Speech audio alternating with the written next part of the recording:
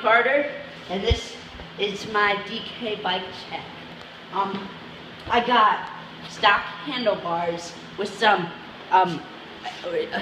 Shadow Conspiracy grips. Those last like a year.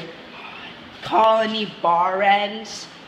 Pretty crappy. I got the DK Raven 2014 stem, and then got stock forks.